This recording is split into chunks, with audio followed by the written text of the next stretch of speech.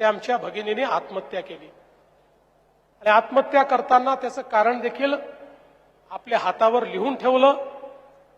पोलिसांनी तात्काळ जे आरोपी आहेत त्या आरोपींना अटक देखील केली।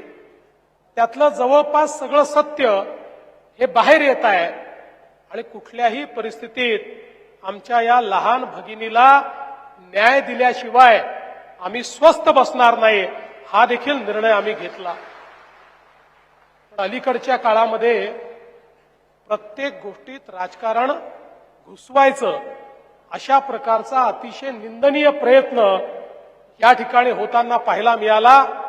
या महाराष्ट्राला देवाभाऊ माहिती आहे।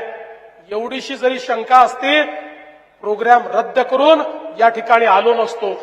काल मुख्यमंत्र्यांनी जी एका अर्थाने क्लीन चिट देण्याचा प्रयत्न केला ते अत्यंत आक्षेपार्ह आहे। मुख्यमंत्री जज नाहीयेत। मुख्यमंत्र्यांचं काम हे वेलफेअर स्टेट बघण्याचं काम आहे। मुख्यमंत्र्यांनी कायदा हातात घेऊ नये, मुख्यमंत्र्यांनी डायरेक्ट वर्डिक्ट ऐकू नये।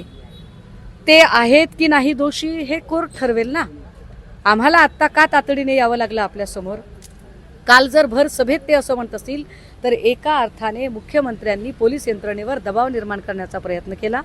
मुख्यमंत्र्यांनी पोलिसांना एक छुपा संदेश देण्याचा प्रयत्न केला की रणजितसिंह नाईक निंबाळकर बाजूला ठेवा, जे अत्यंत वाईट आहे, घातक आहे।